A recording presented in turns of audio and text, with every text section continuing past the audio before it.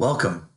Today we're going to be talking about the earliest military experiments and CIA research on mind control. Many have heard of the CIA and US military's joint-run MKUltra experiments.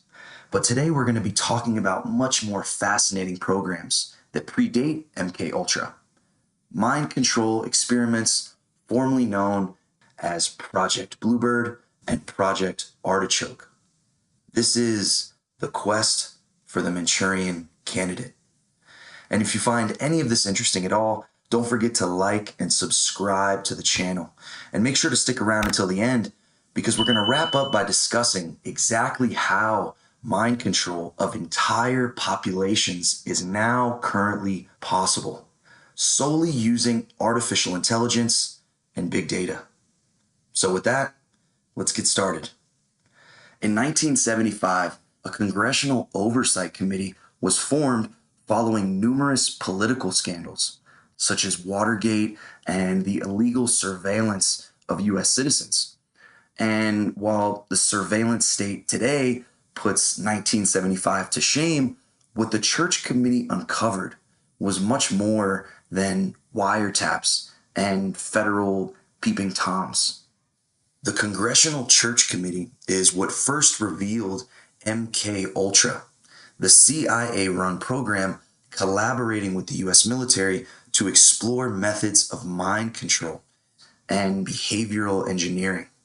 And this was done using various psychedelic and psychotropic drugs for research and development of intelligence gathering and psychological warfare techniques during the Cold War, with nearly all of the experiments being conducted on unsuspecting US citizens, along with the CIA and US military's own personnel.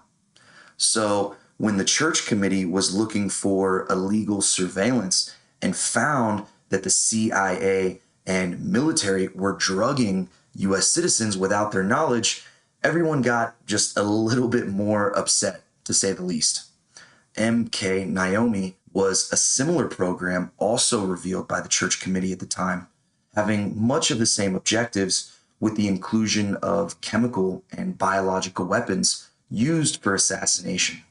For example, the infamous heart attack gun put on display for Congress.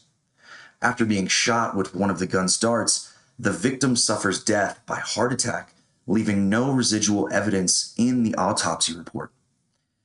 Project Bluebird was the earliest of this bunch of experiments with a focus similar to the rest. For Bluebird also aimed to use drugs for information extraction and interrogation purposes. Project Bluebird began in the late 1940s and is the origin of the famous truth serum, amytal sodium and benzodrine. Amytal sodium is the same chemical famously used in lethal injection to euthanize death row inmates. But rather than give someone enough to kill them, the idea is just to bring them to the brink of death's door and see what they tell you. But unlike the later MKUltra experiments, this was done on prisoners of war, double agents, Japanese, Koreans, Soviets, etc. And aside from developing interrogation techniques to extract information from these individuals, Project Bluebird also had other objectives as well. Other goals of Project Bluebird included determining whether it's possible through chemicals, drugs, and/or hypnotism to create Manchurian candidates. Well, what is a Manchurian candidate? A Manchurian candidate refers to a person who has been manipulated by external forces to perform actions that may go against their own interests or loyalties, often without their awareness and done so entirely covertly. The term was first coined by a Richard Condon novel over a decade after Project Bluebird, later being adapted into a Frank Sinatra film. Frank Sinatra's daughter actually would then remake the movie decades later, starring Denzel Washington. The military applications of Project Bluebird went far beyond defensive activities like interrogation and information extraction. Project Bluebird went into the realm of offensive actions, aiming to create tactics capable of manipulating the personality and cognition of soldiers and civilians until conditioned into committing acts of terror, all while they maintain complete amnesia, and all at the drop of a dime, exactly when their paramanipulators desire. Some of these acts of terror, which Project Bluebird sought these Manchurian candidates for, were the intentional crashing of airplanes, wrecking of trains, etc. Government documents assert that these experiments on the interrogation side of Project Bluebird were a success. But while these drugs may be effective in military settings, we now know that any, quote, truth serums and, quote, lack reliability in democratic judicial systems because of increased suggestibility, distorted perceptions, etc. Mainly because the person is barely alive and all. So this has led to false confessions over the years with just as many legal and ethical concerns. But while the interrogation side of Project Bluebird was mostly deemed a success, the Manchurian candidate side of controlling them physically and mentally was still left unanswered. Here we see the motives behind these experiments being for more than national security. We see that these aims were also for profit. This is mentioned a couple times throughout these government documents and is the most glaring concern of the military-industrial complex still to this day. And with the last documents of Bluebird being from the early 1950s, this leads us to Project Artichoke. What was Project Artichoke? And what makes Project Artichoke different than its successors and predecessor? Project Artichoke started in the early 1950s, at the same time Bluebird presumably ended, sharing much of the same objectives, but having more of a focus on the unanswered Bluebird problem of how to create Manchurian candidates and control them over long distances, adding assassination to this list of terror, which these experiments hoped to achieve by proxy. And for this reason, Project Artichoke is central to the story of Project Bluebird and the quest for the Manchurian candidate. And there's one other distinction between Bluebird and Artichoke. While both aimed to use chemicals, drugs, and or hypnotism for information extraction, the focus of Project Artichoke was not so much on interrogation. Instead, it aimed to perfect the military and intelligence community's information extraction from couriers. And what does this mean? Who are these information couriers?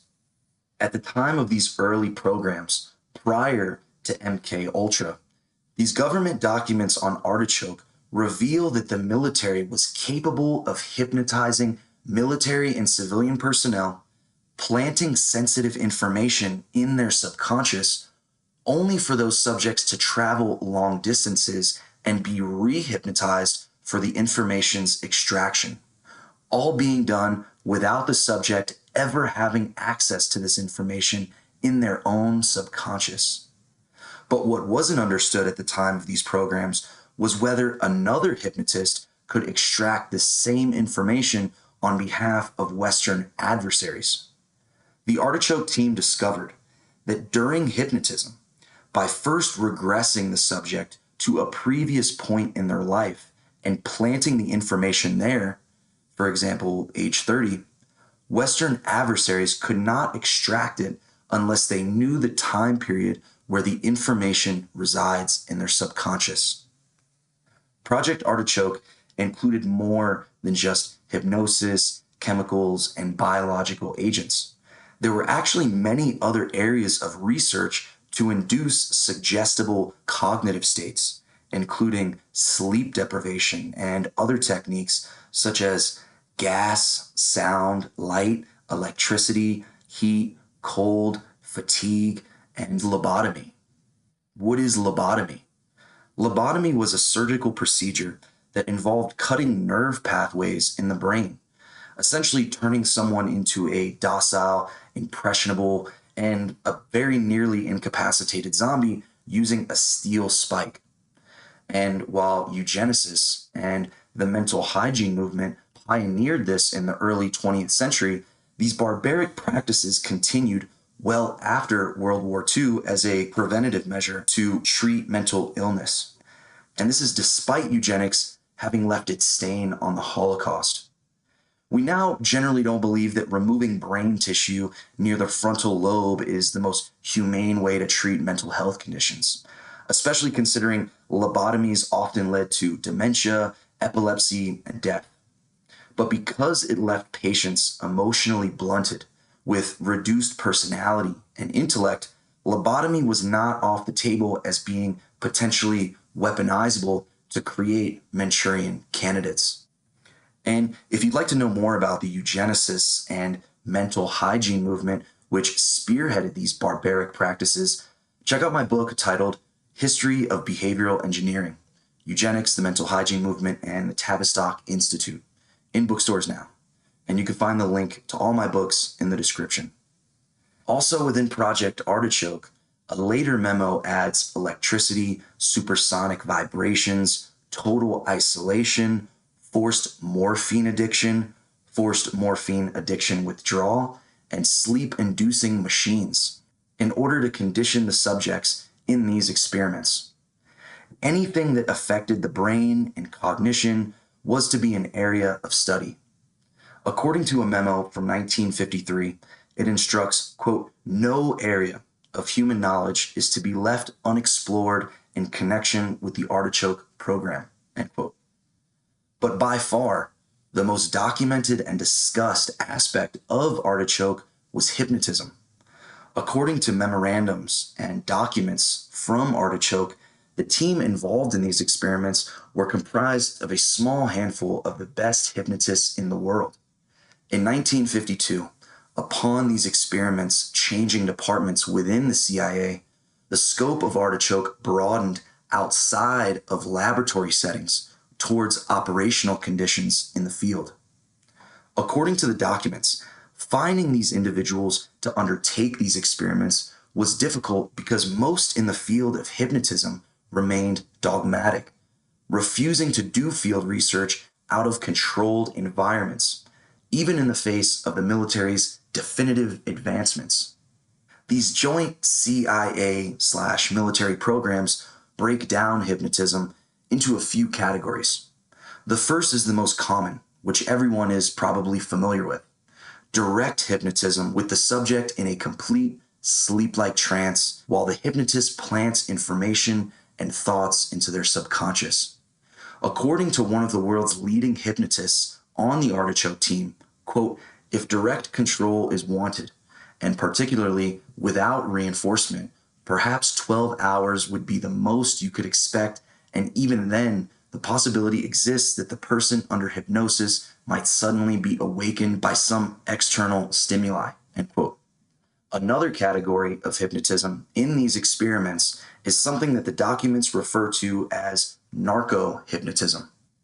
This is a combination of chemicals and or drugs used to induce suggestibility during hypnotism.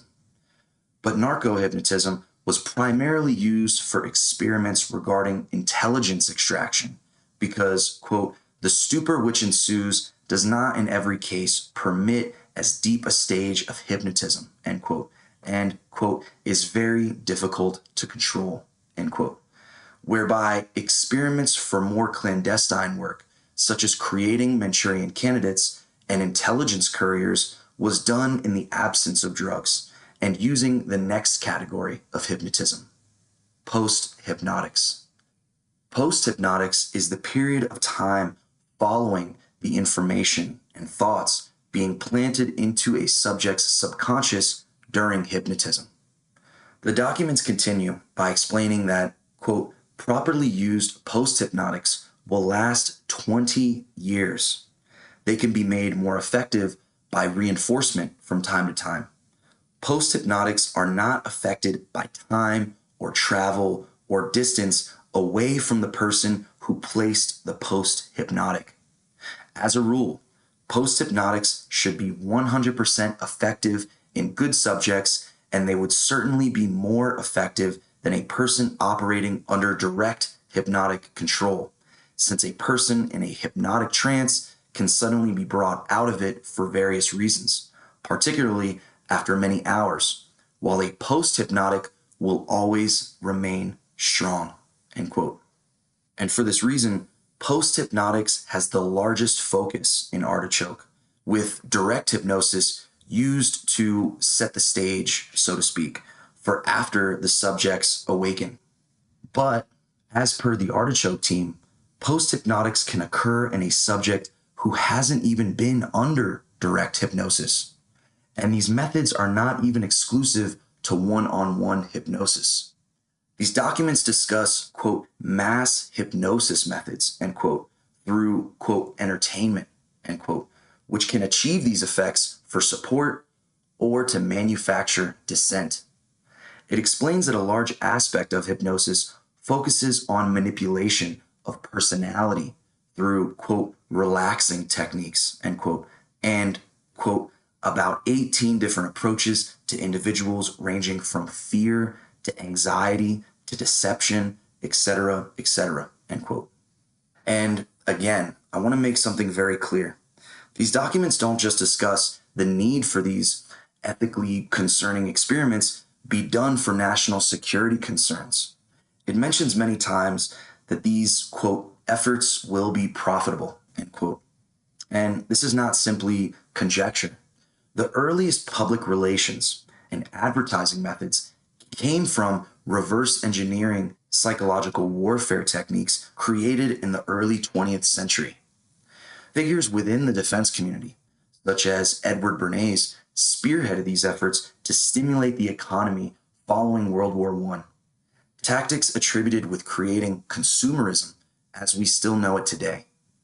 For the same tactics used to engineer a thirst for war and call to arms is also used to convince populations to spend their last dollar on something they don't even need.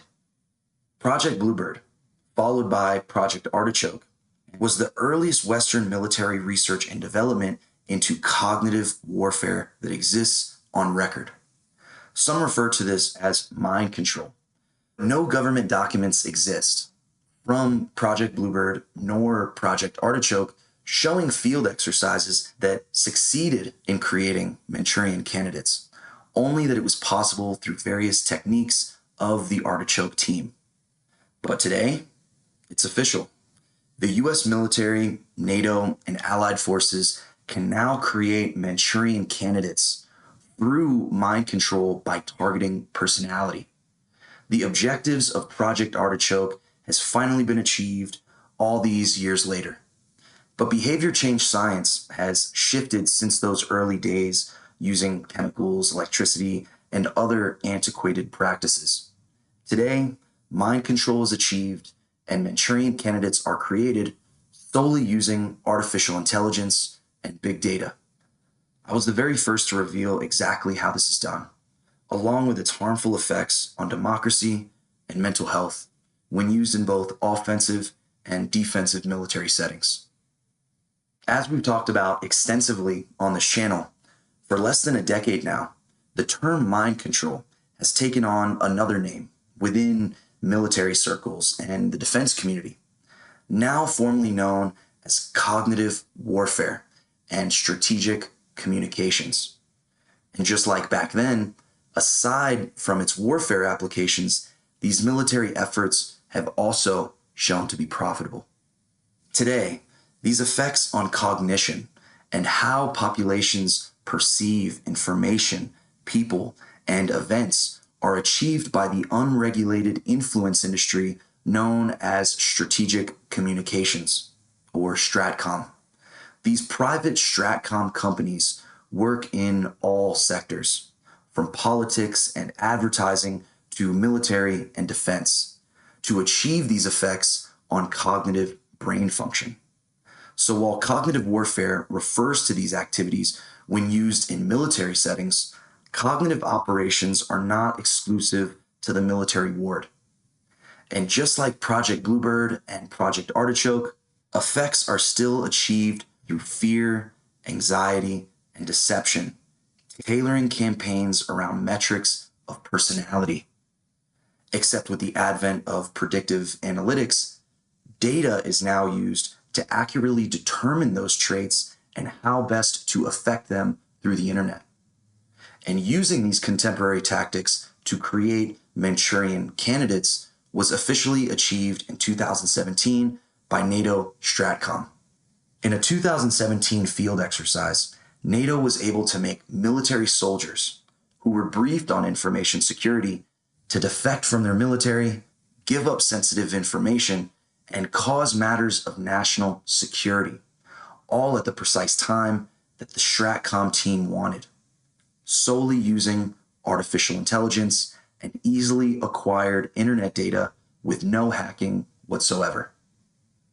Here's the current NATO Stratcom director, Janice Sartz, explaining this military field exercise.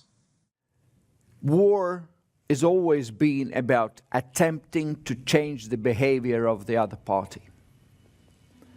We've always attempted to do so through violence, but as our knowledge of human being societies increase, as our technology ability to reach into the other societies also increase, we're increasingly talking about not only change of behavior through violence, but also changing the behaviors through issuing a number of signals to the opponent in the military conflict to enable this behavior change.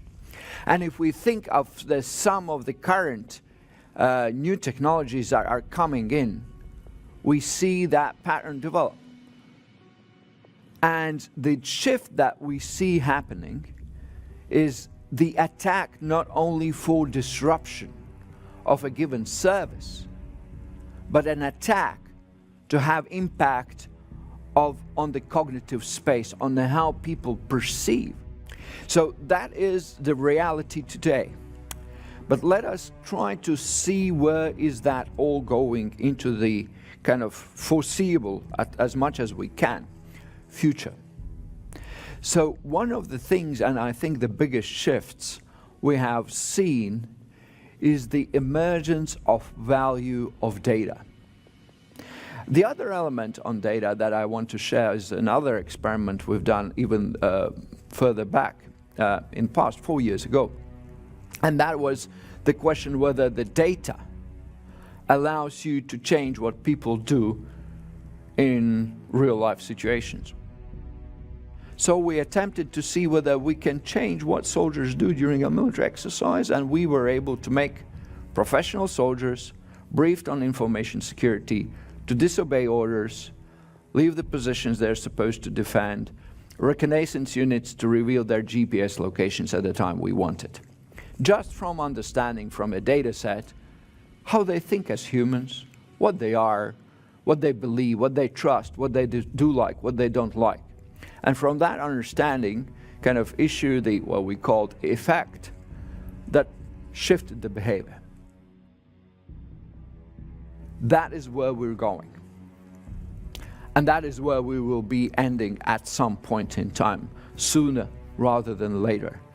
That big data that is kind of identifiable with an individual, combined with a kind of efficient AI systems, will enable manipulation and behavior change of larger masses of people.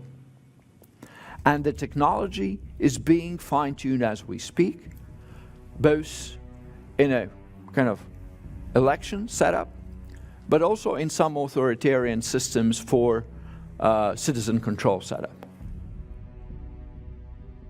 That's a snippet of what is the way we are starting to see the change of our ability by scraping or using the digital to establish the physical and use it in our advantage in a conflict. And that is, I think, something that will be a big part of the future conflicts. And that is the one that has a capacity from that digital establish the physical reality will have a dominance in the battlefield.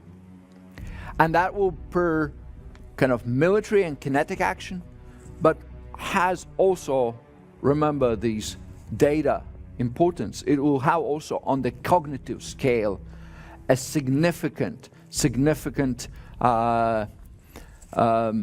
ability to dominate.